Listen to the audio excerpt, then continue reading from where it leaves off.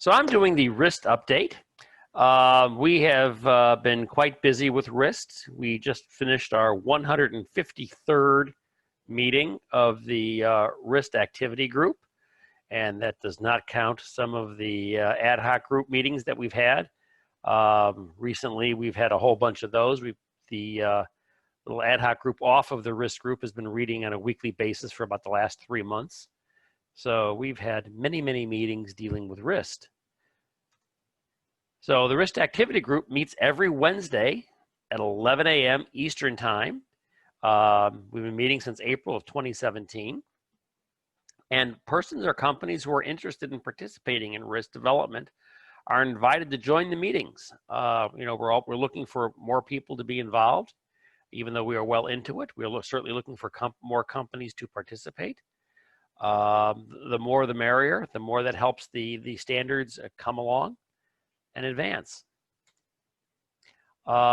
Separate from that, I'm going to touch on an entity called the RIST Forum, if anybody is confused about that. The RIST Forum is an independent entity which is responsible for marketing and educating people on RIST. It's separate from the VSF. It has nothing to do with the technology of RIST. It strictly has to do with marketing and education.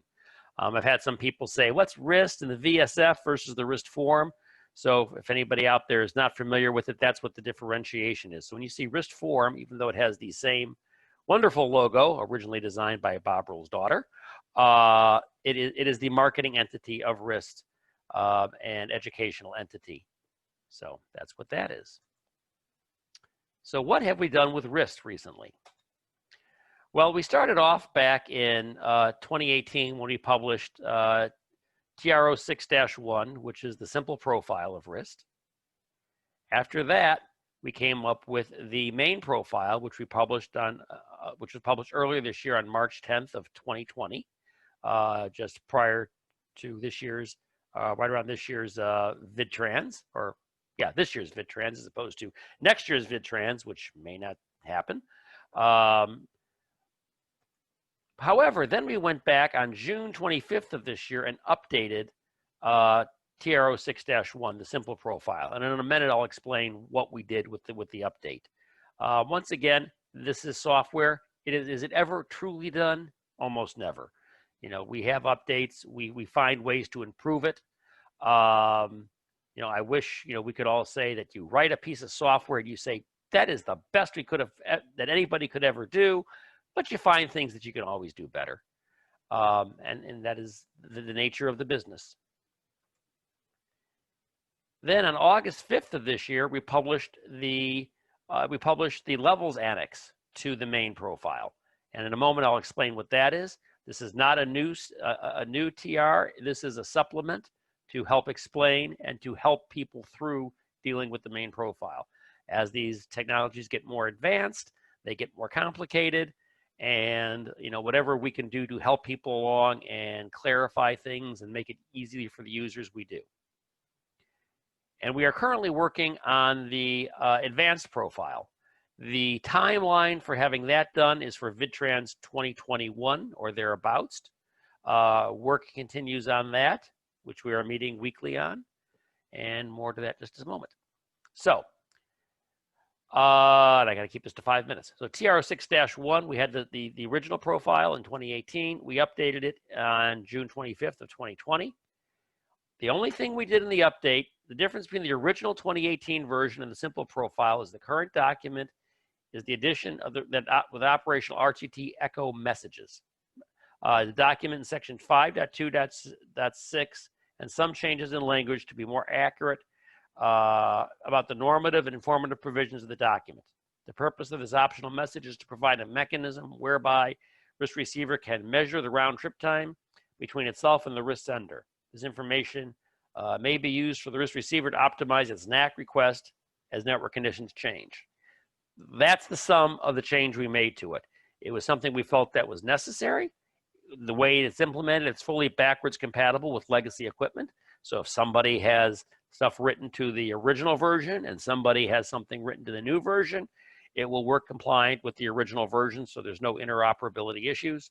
Yet at the same time, we saw the ability to make an improvement, and we did it. Because better, better is better.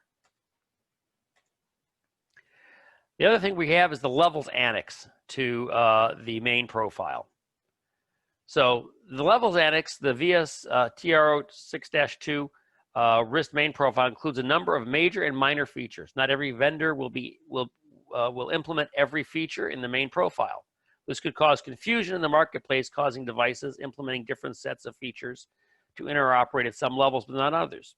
So we wrote a document on interoperability levels for the RIST main profile. Devices compliant are given levels, are guaranteed to interoperate at that level. This simplifies the task of communication to the end user, the feature set of a given device, to the feature set of a given device, and improves interoperability. So this is just something we wrote to help the implementers and the designers to make certain that the main profile fully interoperates and works together.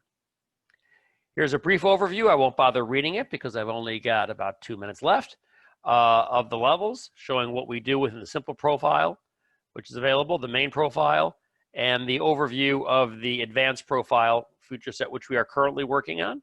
And I'll reiterate again, anybody who wants to be involved with the implementation, feel free to join. And as I said, with the RIST advanced profile, what we're looking to add, and it's still under development, is auto configuration, dynamic reconfiguration, congestion control, VBR support, internet satellite hybrid, common management API and MIB, timing control based on common clock, VPN, RIST tunnel ARQ, IGMP listening, and a rendezvous point for automated firewall transversal.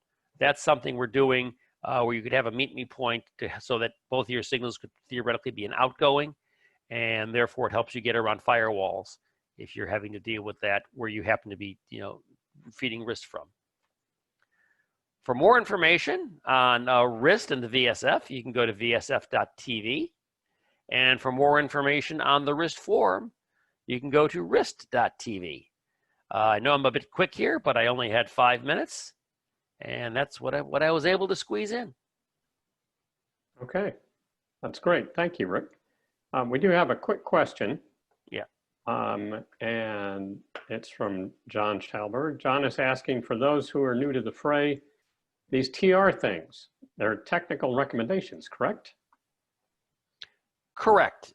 For legal reasons, we are not a standards organization, so we are doing technical recommendations. From a practical point of view, if you're an implementer, you can think of it like kind of like a standard, because I can't say standard, but that's what it is. Okay. And beyond that, I'll defer to the lawyers. Okay. All right, Rick, thank you very much. Appreciate that. Again, if anyone would like to participate in your group, they can contact Bob Rule. So we appreciate it. Great seeing you, Rick.